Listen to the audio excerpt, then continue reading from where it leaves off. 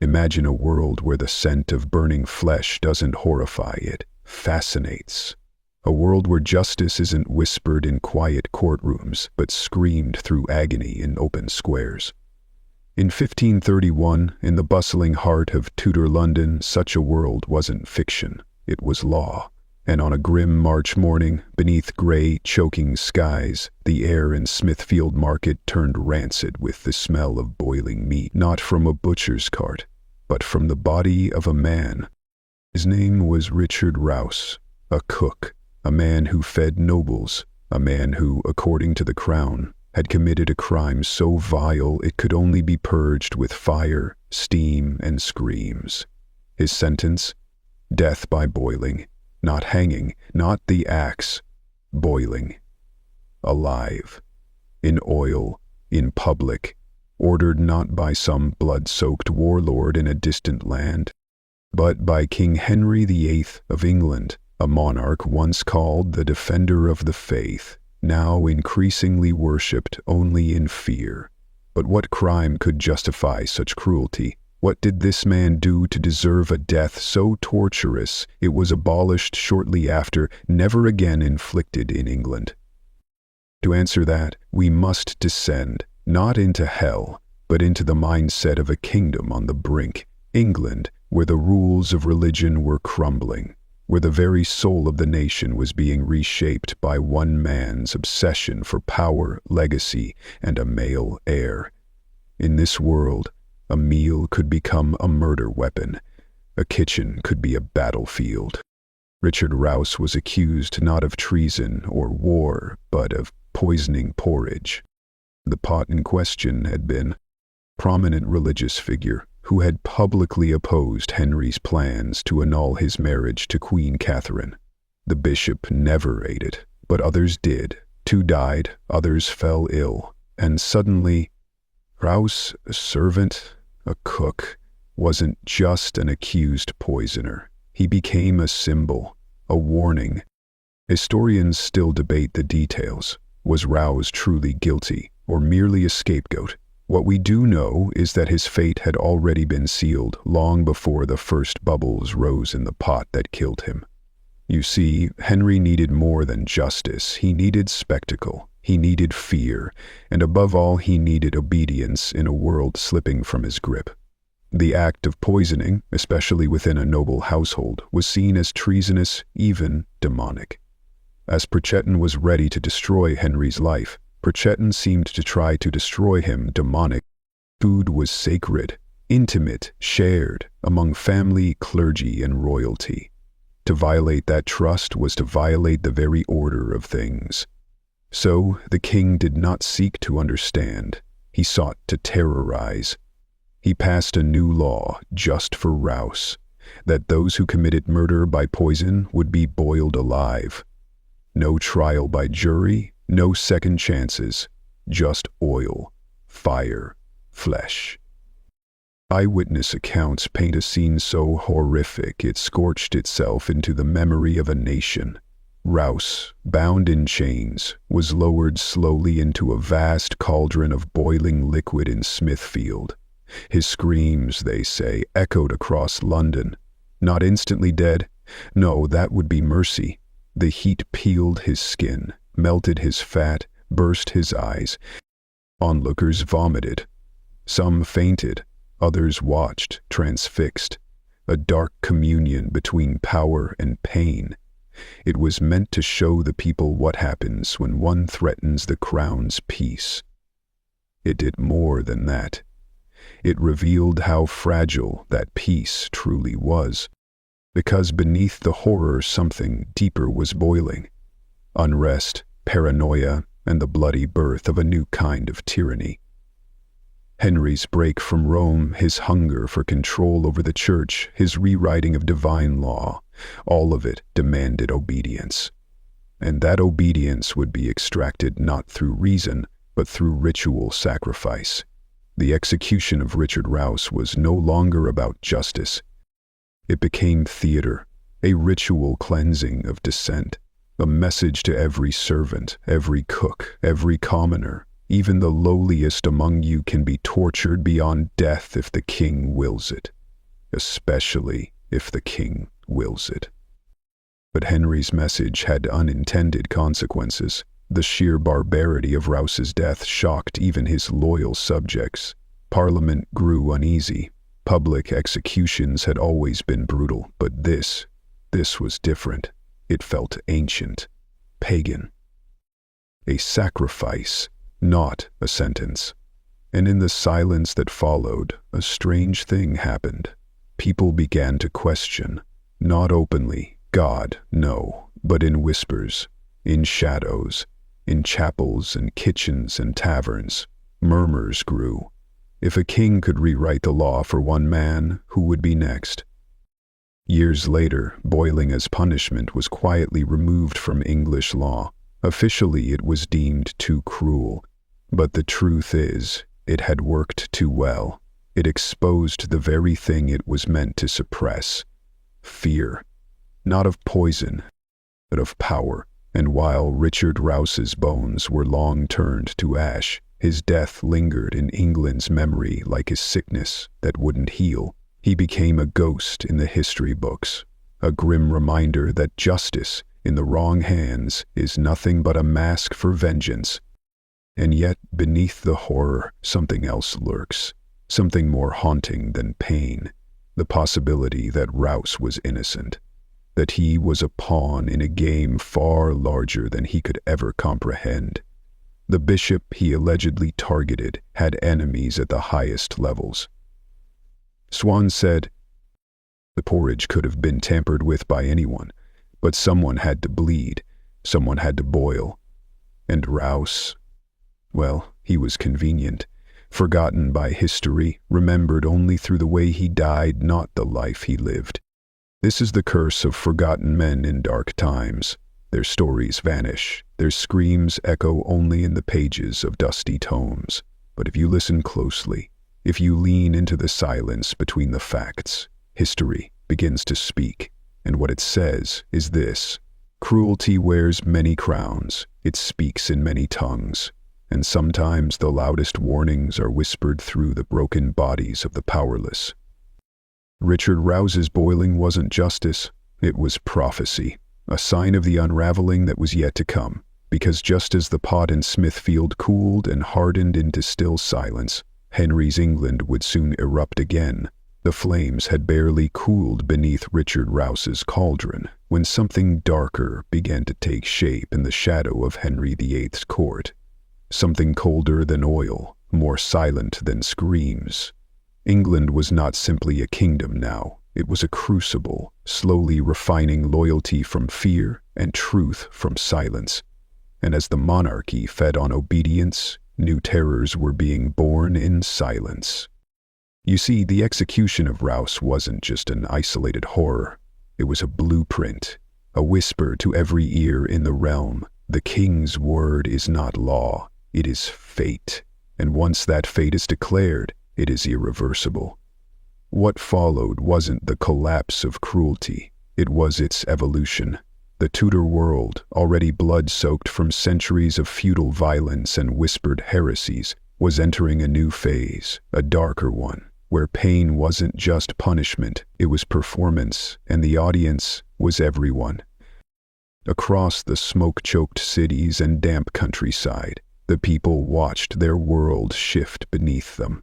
The church, once the spine of daily life, now cracked into fragments under Henry's will. The monasteries, with their libraries and secrets and centuries of stored knowledge, were dismantled brick by brick. Their relics were destroyed, their priests were hunted, and in their place rose a new kind of holy man, one who bowed not to Rome, but to the crown. It wasn't just a change in ritual, it was a theft of identity. Imagine watching your entire belief system, the only certainty in a violent, unpredictable life, rewritten by decree, the stained glass shattered, the crucifixes torn down, the bones of saints discarded like refuse. That's what it meant to live in Henry's England, not just to obey, but to forget what came before. But in every forced silence a new scream waits to be born, and among the poorest in the realm, where ignorance was survival and superstition replaced scripture, those screams took shape as something older than the church: witchcraft. It was during this unraveling that the fear of witches, once a fringe concern, began its slow and brutal rise. Now, the flames that once danced beneath traitors began licking at the feet of midwives, healers, widows, women whose only crime was knowledge, independence, or simply being alone.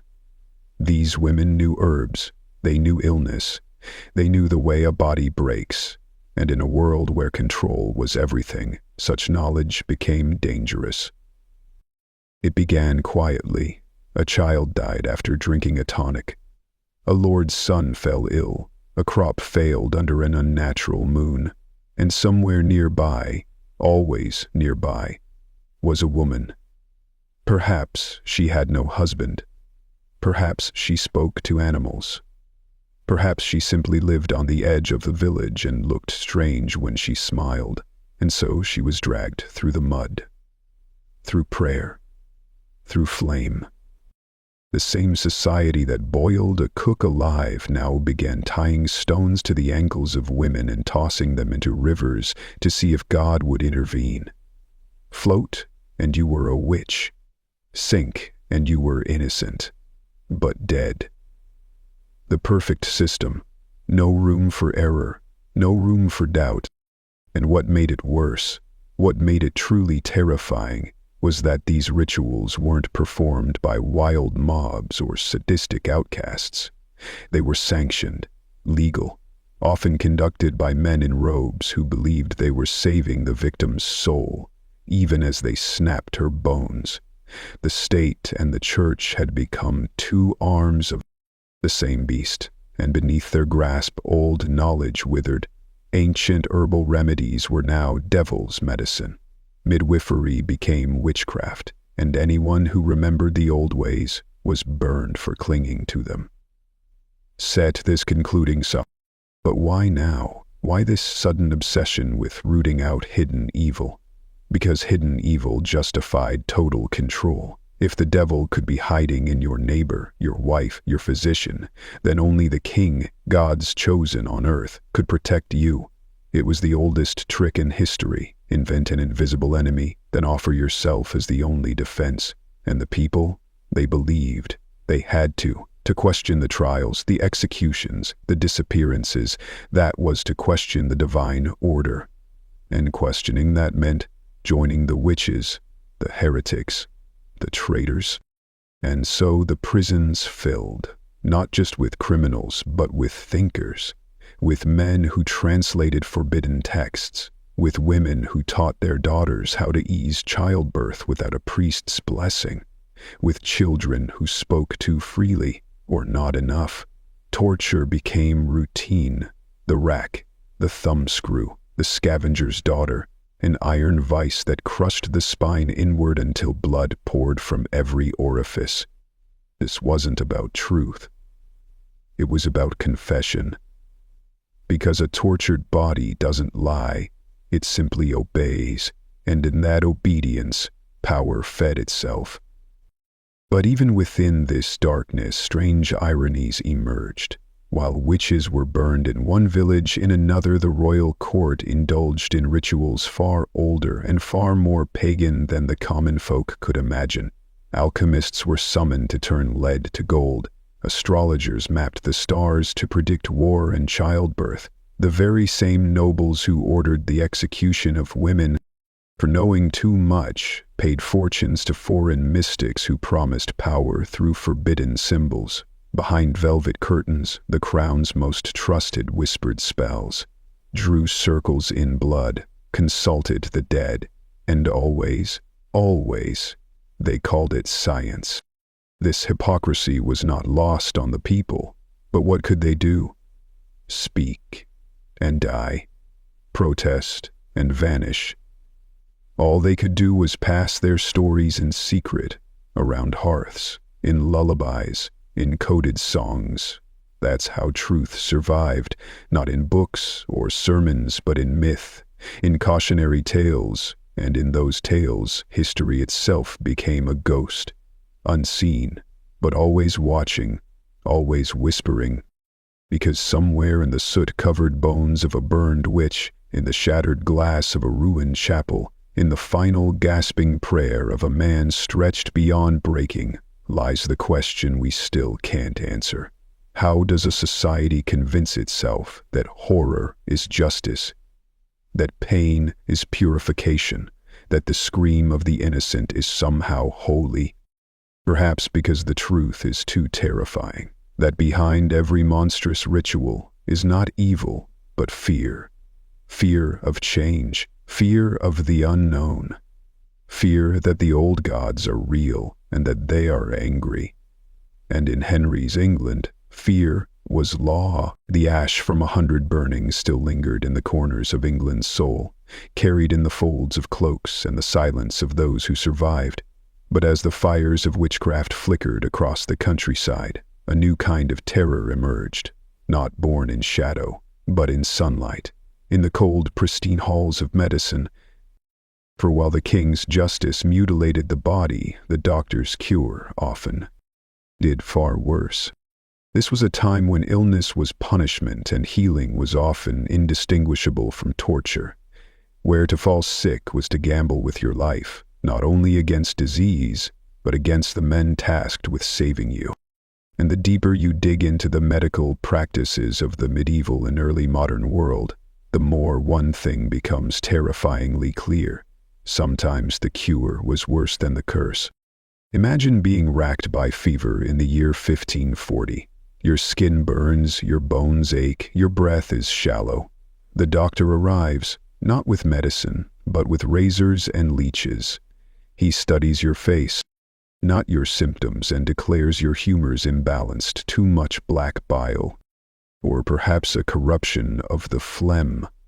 Then he cuts you open, not to remove anything, but to bleed you, because in this world, the body was a battlefield between 4 invisible forces, and imbalance meant death.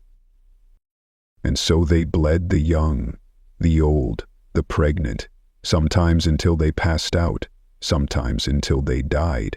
And if they lived, it was the bleeding that saved them. If they died, God's will. This wasn't ignorance, it was doctrine, rooted in ancient Greek theories passed down for centuries, unchanged, unchallenged, and enforced like scripture. Even as plagues decimated populations, doctors clung to their rituals like priests at the altar. They used mercury to treat syphilis. Mercury, the liquid metal that corrodes organs and poisons the blood. They drilled into skulls to release demons. They forced patients to vomit until their insides tore. And always, they believed, because belief, in that time, was more powerful than evidence. Observation was heresy, and those who dared suggest that illness might have natural causes, filth, rats, infected water, were often silenced before their ideas could spread.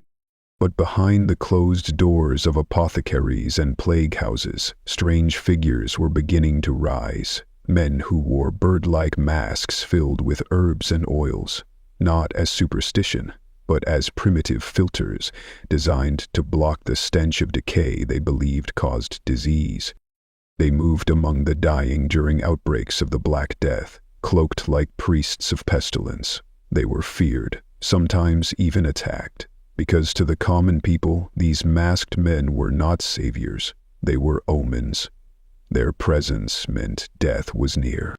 And death came often. It came through the water, through the rats, through the trade ships that kissed the docks of London with infected breath. Entire families vanished overnight. Streets lined with carts bearing corpses, piled like discarded cattle. Children beeping beside rotting parents. And above it all, the church bells. Ceaseless, haunting, tolling the names of the dead until there were none left to ring them.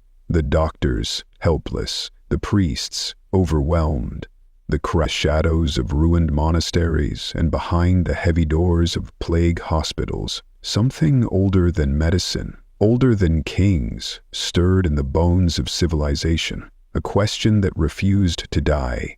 What lies beneath the rituals, the dogma, the blood, as the fires of execution and the steel of misguided surgery carved their marks across Europe? Exercising prison labor became practice. Whispers began to drift from the deserts, the jungles, the mountains, echoes of forgotten cities swallowed by time, of temples older than scripture, of civilizations whose names were not spoken in Latin or Greek, but in the languages, and it is here that our journey leads us now, not into the cruelty of justice or the horrors of healing, but into the ruins of worlds that once were, and may still be. Imagine stepping through a jungle so thick the light never fully reaches the forest floor. Vines choke the earth, the air is wet, breathing with unseen creatures. And then, suddenly, rising from the green like the bones of a buried god, a pyramid. Not just stone piled high, but a mathematical marvel, aligned to the solstice, etched with glyphs that speak of time as a living force. This is not fantasy. This is Tikal, Copan, Palenque, civilizations we once called lost, though they were never truly missing. We just stopped listening. The Mayans did not simply build. They encoded. Their architecture was scripture. Their cities, celestial instruments, and their rituals were bloody. But they were not savage. They were sacred. Every offering, every cut, every beating heart held aloft was not an act of violence. It was a dialogue with the divine. To them, blood was not a punishment. It was a gift, a key, a currency. Now their gods did not dwell in heaven. They walked among them in cycles, in seasons, in storms, and to maintain the balance between man and the cosmos, blood had to flow like rain, not just from enemies, sometimes from kings, sometimes from queens, sometimes from children. To modernize, it is monstrous. But what if it's us who are blind? The Mayans knew the turning of the stars with a precision modern astronomers still admire. They charted eclipses centuries in advance. They mapped Venus like a sacred obsession, and yet they left their cities, abandoned them. Not to war, not to disease, but as part of a pattern we still don't understand. And what does it say about us, that we study their ruins not with reverence, but with suspicion?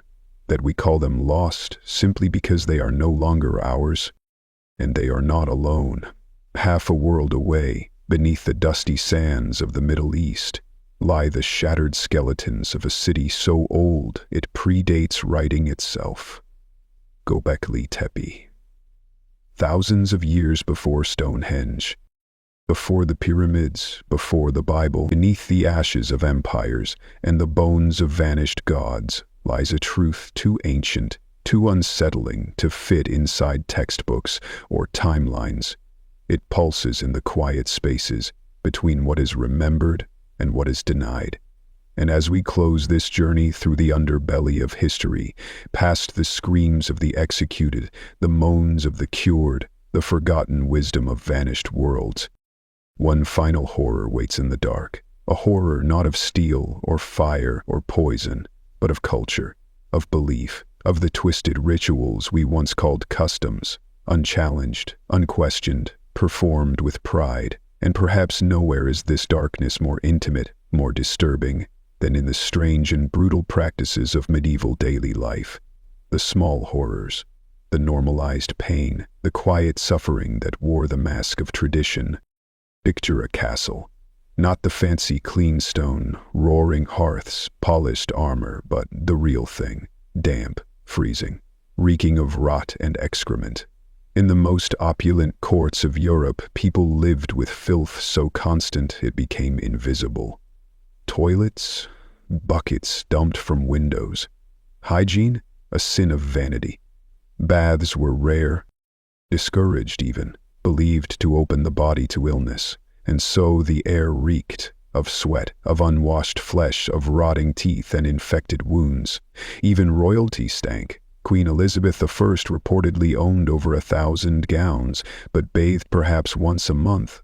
Beneath her powdered face, her teeth blackened, her breath foul, but no one dared say a word. Cleanliness was suspicious. Dirt meant humility. Disease was divine punishment. And when illness came, as it always did, it wasn't hidden, it was displayed. Children covered in pox, adults with faces eaten away by leprosy, open sores, gangrenous limbs, plague buboes like grapes swelling beneath the skin, and yet people smiled, feasted, prayed as the infected walked among them. This was normal. Suffering was expected. Death was not an interruption, it was woven into life, like thread into cloth. And while we marvel at the grandeur of their cathedrals, we forget what happened inside them, not just worship, but fear, control. Bodies denied pleasure, minds denied freedom. Children whipped for sin before they understood what sin was. Women silenced, their bodies not their own, their fates traded like currency. Marriages arranged by age 10. Virginity measured not in dignity, but in dowries. Girls made mothers before their voices changed. And when childbirth came, it came without mercy. No anesthesia, no sterilization, no guarantee of survival. For many, the birthing bed was a coffin in disguise, and when they died, there were no monuments, just another name in the parish ledger. The same society that burned women as witches idolized men who starved themselves to death for holiness, saints whose decaying bodies were paraded through towns, whose bloody garments were kissed by the desperate, who mutilated their flesh to resist temptation, and were celebrated for it.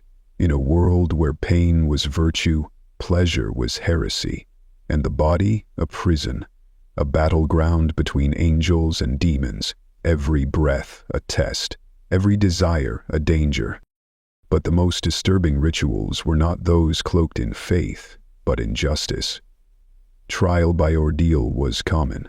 To prove your innocence, you might be ordered to plunge your arm into boiling water, retrieve a stone and wait to see if your wounds festered, or to walk barefoot across red-hot plowshares, or be tied up and thrown into a river.